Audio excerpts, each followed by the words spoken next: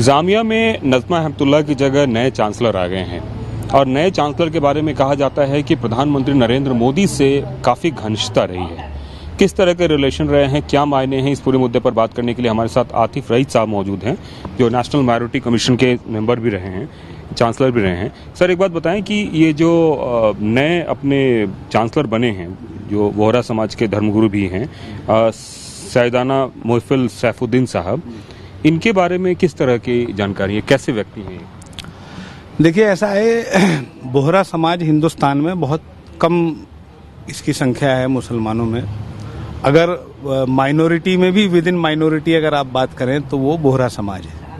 इनके ये सैयदना मुफद्दल साहब बहुत रेस्पेक्टेड एक शख्सियत हैं और वो इनके इस समाज को नेतृत्व करते हैं। इस समाज के 53वें धर्मगुरु हैं और मुसलमानों का जो ये बोहरा तबका है, ये शिक्षा के क्षेत्र में, रोजगार के क्षेत्र में और एकता और यूनिटी के क्षेत्र में बहुत तरक्की करे हुए हैं। उसके पीछे कहीं ना कहीं अगर आप जाएंगे तो सैयदना मुफद्दल साहब की एक बड़ी भूमिका है। पूरे देश भर के नहीं बल्कि अंतर्राष्ट्रीय स्तर के बोहरा समाज को एक कड़ी में पिरोकर रखना, एकजुट रखना, एकता के साथ रखना, इनकी बड़ी भूमिका है। बहुत सारे एक ऐसे काम होते हैं इस बोहरा समाज में जो मैं बताना चाहूँगा आपको कि घरों में खाना नहीं बनता है, इनका एक कॉमन किचन होता है। उस कॉमन किचन से हर घर में खाना जाता है, यानी कि जो खाना एक स्टेट में बन रहा है, पूरे स्टेट के अमीर हो, गरीब हो, व्यापारी हो, काम करने वाला हो, सब लोग वो मिलजुल कर खाते हैं। ऐसे ही एजुकेशन के क्षेत्र में, ऐसे ही रोजगार के क्षेत्र में बड़ा यूनिटी के साथ, एकजुटता के साथ ये इस काम को करते आए। और अभी जो प्रधानमंत्री नरेंद्र मोदी जी पहले से जब गुजरात के मुख्यमंत्री रहे, तभी से प्रधानमंत्री नरेंद्र मोदी जी की जब आप कार्यशैली की तरफ थोड़ा सा नज़र दौड़ाएंगे तो आप ये पाएंगे कि प्रधानमंत्री नरेंद्र मोदी जी इस देश में जो राजनीतिक रूप से मुस्लिम समाज का जो लोग पिछड़ गया, पीछे रह गया, और राजनीतिक रूप से विशेषकर, जैसे आप गुजरात में देखिएगा कि जब मोदी जी का कार्यकाल था तो उस कार्यकाल में, अभी उसके बाद भी हुआ, लेकिन मोदी जी के कार्यकाल में ये एक्सपेरिमेंट होने शुरू हुए कि वहां पर नगर निगम के जो पार्षद थे उसमें बड़ी संख्या मुसलमानों की जीतने लगी, उनको नेतृत्व मिलने लगा। वो पार्षद जो थे वो पासमानदा मुस्लिम समुदाय के हुआ करते थे। ऐसे ही मोदी जी का गुजरात में रहते हुए बोहरा मुस्लिम समाज के साथ, क्योंकि बोहरा मुस्लिम समाज की अक्सरियत गुजरात में है, महाराष्ट्र में है, मध्य प्रदेश में है, कर्नाटका में है, इनकी अक्सरियत उन राज्यों में है, तो गुजरात में एक बड़ी संख्या है, व्यापारी तबका है। वहाँ प्रधानमंत्री नरेंद्र मोदी जी ने जब ये देखा कि मुस्लिम समाज का ये एक तबका राजनीतिक रूप से पिछड़ता है, लोग इनको आगे नहीं लाते हैं, वोट बैंक के रूप में इनको इस्तेमाल करते हैं, तो मोदी जी ने इनके बीच में अपना प्यार प्रेम बढ़ाना शुरू करा। अभी जामिया मिल्लिया इस्लामिया यूनिवर्सिटी पूरे हिंदुस्तान के मुसलमानों की नुमाइंदगी अंतर्राष्ट्रीय स्तर पर करती है और जामिया मिल्लिया इस्लामिया यूनिवर्सिटी का भारत सरकार द्वारा सैयदना मुफद्दल साहब को चांसलर नियुक्त करना, इसके बहुत संदेश जाएंगे। और अभी पिछली राष्ट्रीय कार्यकारिणी में जिस प्रकार से माननीय प्रधानमंत्री जी ने पासमानदा मुस्लिम समुदाय के बीच में, बोहरा मुस्लिम समुदाय के बीच में जाकर उनको गले लगाने का, उनके बीच में अपनी पैठ बढ़ाने की जो अपील भारतीय जनता पार्टी के लोगों से करी थी, ये उसका असर दिख रहा है, ये उसका असर दिख रहा है। और मैं समझता हूँ इसके बहुत पॉजिटिव संदेश आने वाले दिनों में देश भर में जाएंगे। आपने कहा कि जामिया मिल्लिया इस्लामिया जो है वो अंतर्राष्ट्रीय स्तर पर मुसलमानों का एक तरह से एजुकेशन के तौर पर प्रतिनिधित्व करता है। हाल के दिनों में हमने जिस तरह की घटनाएं वहाँ पे देखी हैं, आपको लगता है कि इनके आने से इन सभी घटनाओं पर फर्क पड़ेगा? देखिए, ऐसा है कि जामिया मिल्लिया इस्लामिया यूनिवर्सिटी में हमेशा से कुछ इस तरीके के एलिमेंट्स एंट्री करते हैं जो उसकी इस अंतर्राष्ट्रीय स्तर की छवि को खराब करने की कोशिश करते हैं। और मैं समझता हूं कि सैयदना मुफद्दल जैसी शख्सियत वो मुसलमानों के हर तबके को स्वीकार्य है। हर तबका उनके साथ जुड़कर अपने आप को गर्व महसूस करता है। मैं माइनॉरिटीज़ कमीशन का वाइस चेयरमैन रहते हुए हैदराबाद में इधर उधर कई जगह गया। मैंने बोहरा समाज की मस्जिदों में जाना हुआ, उनकी जो कम्युनिटी किचन है उनमें भी जाना हुआ, और मैंने देखा कि वो भी अब अपना जो दायरा है उसे बढ़ा रहे हैं।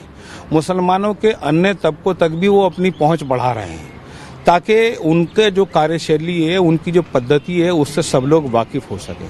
और बोहरा समाज जिस तरीके से हिंदुस्तान में हाशिए पर था, आज जामिया मिल्लिया इस्लामिया यूनिवर्सिटी का जो चांसलर सैयदना साहब को मोदी सरकार ने बनाया है, मैं समझता हूं कि इसके बहुत अच्छे वो असर आएंगे, और जो जामिया मिल्लिया इस्लामिया को जिन घटनाओं के लिए जाना जाता था, उन घटनाओं के लिए नहीं जाना जाएगा। सर, एक सवाल और था कि जिस तरीके से मोदी साहब ने कहा कि समाज के हर तबके के लोगों को जोड़ने की ज़रूरत है, और खास करके उन लोगों तो खास तौर पर जोड़ने की ज़रूरत है जो समाज के लिए अच्छी सोच रखते हैं, तो आपको लगता है कि अल्पसंख्यकों में जो बोहरा समाज से या किसी भी समाज से ये इस तरह के लोग हैं, ये लोग देश और विकास के लिए काफ़ी ज़्यादा मायने रखते हैं? देखिए, मैं समझता हूं कि ये बोहरा समाज एकमात्र ऐसा समाज है हिंदुस्तान में, मुसलमानों का समाज, जो देश को देने वाला है। सबसे ज़्यादा मुसलमानों में जो करदाता होंगे वो इसी समाज से मिलेंगे। सबसे ये सब लोग इंडिविजुअल अपने बड़े बड़े इंस्टीट्यूशंस चलाते हैं, अपने कॉलेजेस चलाते हैं, अपने स्कूल्स चलाते हैं, अपने हॉस्पिटल्स चलाते हैं, अपनी कम्युनिटी किचन चलाते हैं, बहुत सारे काम बड़े अच्छे अच्छे करते हैं। और मैं समझता हूँ ये पूरे हिंदुस्तान के मुसलमानों के लिए एक आइडियल कम्युनिटी है, और इस तरीके के लोगों को ज़रूर आगे आना चाहिए। इससे एक समाज में अच्छा संदेश चाहिए।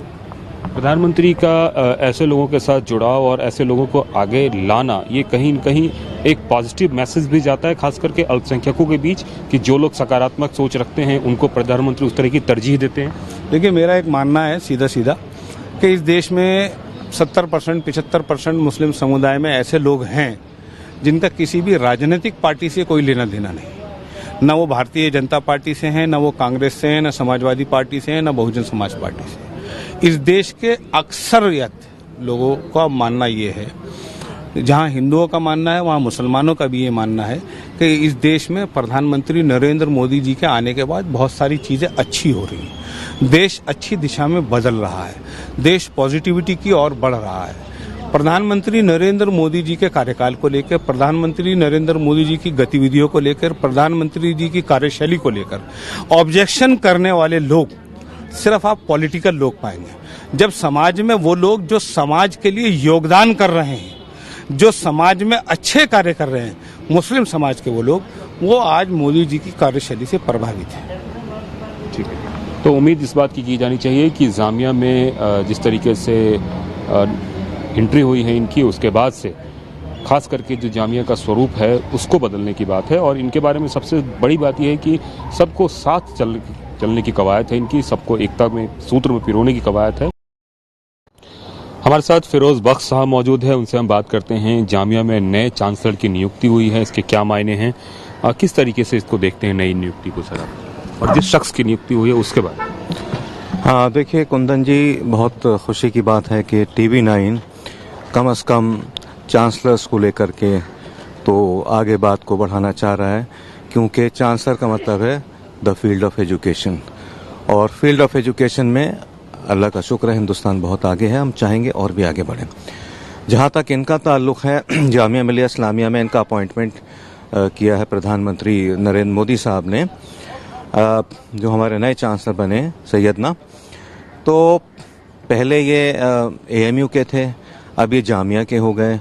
तो मैं समझता हूँ कि Jamia is very lucky in the sense कि they are getting very wonderful chancellors. पहले नजमा आपा थी, वो भी बहुत बेहतरीन चांसलर इसकी रह चुकी हैं। एक मैसेज जाएगा कम्युनिटी में, एक मैसेज जाएगा। देखिए, मोदी जी का जो एक मैसेज है, सबका साथ, सबका विकास, सबका विश्वास, सबका प्रयास, वो जो उनका एक काम है, जो ये अपॉइंट किए गए हैं हमारे सैयदना साहब, तो इसके बिल्कुल तायद करता है और इसका एक एविडेंस है। और ये बहुत ही अब मैं क्या, मेरा सैयदना साहब के बारे में, चांसलर साहब के बारे में बोलना ऐसा ही है जैसे सूरज को चिराग दिखाना। ये तो सब जानते हैं, दुनिया जानती है, बड़े इनके काम हैं, in the field of education, in the field of philanthropy, आम लोगों को जो है इमदाद करना। और जो इनका फ़िरका है, मैं मज़हब में, सियासत में बिल्कुल पढ़ना नहीं चाहता। ठीक है, they are part of life, मज़हब और सियासत, लेकिन इनसे हट के अगर जब हम देखेंगे सैयदना साहब को, तो इनकी जो रिस्पेक्ट और रिगार्ड है राउंड, समझिए कि all over in all the religions, बहुत ज़्यादा इनकी रिस्पेक्ट रिगार्ड है। और ख़ास तौर से मैं वज़ीर आज़म मोदी साहब के बारे में कहना चाहूँगा कि मोदी साहब इनको बहुत ज़्यादा, समझिए, बहुत मानते हैं, इनको बहुत इनकी इज्जत करते हैं। और कई मरतबा इनसे मुलाकातें रहीं, और मेरा ख्याल ये कि बड़ा अच्छा कम्बिनेशन रहेगा ये सैयदना साहब का, जामिया मिलिया इस्लामिया का और मोदी जी का। वही मोदी जी जिन्होंने, जब जामिया मिलिया इस्लामिया के 100 साल पूरे हुए थे, बेहतरीन उनकी तकरीर हुई थी उसको रिकग्नाइज करने के लिए। तो मैं समझता हूँ एक बहुत ही अच्छा इक़दाम उठाया है इस सरकार ने। प्रधानमंत्री खुद भी जामिया की अगर बात करें तो हाल फिलहाल में जामिया का जिस तरीके से कई जगहों पर एक तरह से कह सकते हैं कि जामिया अपने आप में देश नहीं दुनिया को रिप्रेजेंट करता है एजुकेशन के मामले में। और हाल के दिनों में जो घटनाएं हुई, उन घटनाओं के परिप्रेक्ष्य में अगर देखें तो इनकी नियुक्ति एक तरह से एक नई एकता, नए मतलब मैसेज को देना है। देखिए, मैं सिर्फ जामिया की बात नहीं करूंगा, मैं सिर्फ एएमयू की बात नहीं करूंगा, मैं सिर्फ दिल्ली यूनिवर्सिटी की बात नहीं करूंगा। मैं कहना चाहूँगा कि दुनिया की जो पहली यूनिवर्सिटी कायम हुई थी वो नालंदा थी। और नालंदा से लेकर के जामिया मिलिया इस्लामिया तक का जो भी मैसेज हमारी यूनिवर्सिटी से गया है, और मैं इन यूनिवर्सिटीज़ में न सिर्फ सेंट्रल यूनिवर्सिटीज़ को ले रहा हूँ, बल्कि जो भी यूनिवर्सिटीज़ हैं, जितनी भी कई हज़ार यूनिवर्सिटीज़ हैं हमारी, प्राइवेट हों या गवर्नमेंट हो, ये सारी यूनिवर्सिटीज़ कहीं ना कहीं चार दांगे आलम में अपना मकाम बना रही हैं। और ये जो स्टेप लिया गया है सैयदना साहब को वहाँ का चांसलर बना करके, तो मैं समझता हूँ कि इससे दो चीज़ें होंगी। एक तो कम्युनल कनकॉर्ड, कम्युनल हारमनी, अंतर्धर्म जो सद्भाव, संभाव और जो सद्विचार है उसका प्रवाह होगा, न सिर्फ हिंदुस्तान में होगा बल्कि पूरी दुनिया में। ऐसे मोदी जी ने, अब देखिए आजकल जो ख़तरनाक मोड़ पे दुनिया खड़ी है, यूक्रेन और रूस को लेके और यूरोप को लेके, अमेरिका, चाइना, सबको लेके, तो उसमें जो रोल अदा किया है वज़ीर आज़म मोदी ने, मैं समझता हूँ कि तालीम की दुनिया में भी जब सैयदना और मोदी जी साहब मिल गए हैं, तो वही रोल जो मोदी जी दुनिया में कर रहे हैं, जो एक मैक्रो रोल है, जामिया के ज़रिए से हिंदुस्तान में एक माइक्रो मैसेज जाएगा कि वी आर ऑल वन। ठीक है, जो हिंदुस्तान की जो कम्युनिटी है, इसको मोदी जी ने हिंदू, मुस्लिम, सिख, ईसाई से बाहर निकाल करके इसको एक इंडियन कम्युनिटी, एक हिंदुस्तानी समाज बना दिया है। अगर मोदी जी और इनके रिलेशन की बात करें तो किस तरह का इनका रिलेशन रहा है, अगर हम गुजरात के सीएम के दौर से देखना शुरू करें और देश के प्रधानमंत्री तक के दौर? देखिए, ऐसा है, मोदी जी सैयदना साहब का बड़ा रिगार्ड करते हैं। अब मैं कहूँ, उनको पिताश्री की तरह मानते हैं, गुरु की तरह मानते हैं, बड़े भाई की तरह मानते हैं, उस्ताद, जो भी आप कहें, गुरुवर की तरह मानते हैं, ये तो बात अपनी जगह है। और दूसरी बात यह है कि जो भी फलाह बहबूद के काम हैं, जो भी फिलैंथ्रोपी के, लोगों की मदद करने के काम हैं, मैं समझता हूँ कि कहीं ना कहीं जो मोदी जी इतनी मेहनत करते हैं, आजकल आप सुन रहे होंगे कि अक्रॉस द बॉर्डर पाकिस्तान के जो फॉर्मर वज़ीर आज़म है इमरान खान, उन पे इल्ज़ाम ये लग रहा है कि जो गिफ्ट्स उनको मिले थे करोड़ों अरबों रुपए के, वो गिफ्ट्स उन्होंने शायद कहीं अपने पास रख लिए। मोदी जी को देखिए, ये चीज़ सैयदना जैसे लोगों से सीखी है मोदी जी ने कि जो गिफ्ट मिलते हैं उनको, मैंने कहीं देख रहा था आप ही के जैसे किसी चैनल में कि उनको करोड़ों के गिफ्ट मिले, उन्होंने वो गिफ्ट जो थे वो बच्चियों की तालीम के लिए, यानी जो बालिकाओं की एजुकेशन के लिए दे दिए, अपने जेब में, अपने अकाउंट में कुछ नहीं रखा। तो ये सारी चीज़ें मैं समझता हूँ मोदी जी का एक संस्कारी व्यक्ति हैं, अपने ख़ानदान से सीखी हैं, अपनी माँ से सीखी हैं, हाल में गुजरी हैं, और सैयदना जैसे लोग हैं। तो नहीं, उनकी खासियत ये है मोदी जी की कि जो उनके पास से एक बार बैठ जाता है वो ये समझता है मुझसे ज़्यादा मोदी जी किसी और को पसंद नहीं करते। तो ये एक पर्सनल टच पे मैंने आपको बात बताई। मैं भी जी जो बैठा था मोदी जी के साथ पर्सनली 2 मरतबा, तो आज भी मुझे ऐसा महसूस होता है कि शायद मोदी जी मुझसे सबसे ज़्यादा करीब हैं। यही फीलिंग मोदी जी हर एक को देते हैं। एक आखिरी सवाल करना चाहूँगा कि देश में खास करके जब शिक्षा के क्षेत्र में, और प्रधानमंत्री ने थोड़े दिन पहले कहा था कि हमें हर तबके से जुड़ने की ज़रूरत है और उन लोगों को समाज के जोड़ने की ज़रूरत है जो समाज के लिए सकारात्मक सोच रखते हैं, तो आपको लगता है कि ये उसी सोच का नतीजा है कि सैयदना साहब को उन्होंने जामिया का जो है चांसलर बनाया है? देखिए, ऐसा है, सैयदना साहब को जामिया का चांसलर बनाना एक संस्कारी सोच है। इस सोच को हम किसी भी तरीके की सियासत से नहीं जोड़ सकते, किसी भी तरह की वोट बैंक पॉलिटिक्स से हम इसको सोच के हमें नहीं देखना चाहिए। आमतौर से हिंदुस्तान में ये होता है, और ये भी कुछ लोगों का ये सिस्टम है, अब धंधा कह लीजिए, कि कहीं भी अगर किसी हिंदू को नवाज दिया, सिख को नवाज दिया, ईसाई को नवाज दिया, इन अदर वर्ड्स किसी भी हिंदुस्तानी को नवाज दिया, तो लोग कहते हैं अच्छा फला जगह इलेक्शन हो रहे हैं। तो मैं समझता हूँ ये चीज़ें, ये जो बातें हैं इन सब से ऊपर उठ के, और मोदी जी ने जो एक मैसेज दिया है कि भाई सबके पास जाइए, बिल्कुल सही बात है, सबके पास जाना चाहिए, चाहे वो पढ़े लिखे मुसलमान हो, चाहे वो पसमानदा मुसलमान हो, चाहे वो कोई और कौम हो। तो हिंदुस्तान तो देखिए, एक जैसे सर सैयद अहमद खान ने कहा था कि एक गुलदस्ता है, इस गुलदस्ता में तरह तरह के फूल हैं, ठीक है, और हर एक फूल की अपनी एक वजह है, कता है, खुशबू है। तो यही मैसेज जो है प्रधानमंत्री मोदी जी ने सैयदना को यहाँ जामिया का चांसलर बना करके दिया है। और मैं इसमें एक बात और ऐड करना चाहूँगा कि कुछ यही मैसेज इस बंदे ने भी, जब मोदी साहब ने इस बंदे को अच्छा काम करने के लिए मौलाना आज़ाद नेशनल उर्दू यूनिवर्सिटी हैदराबाद भेजा, तो वही काम उसने किया। मैं समझता हूँ मोदी जी एक इंसान साज व्यक्ति हैं, उनको मैं इसमें खुद को शामिल नहीं कर रहा हूँ, उनको इंसानों की पहचान है।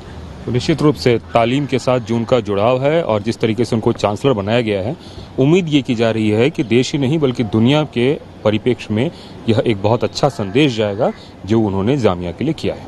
कैमरामैन निशांत के साथ कुमार कुंदन, TV9 भारतवर्ष, दिल्ली।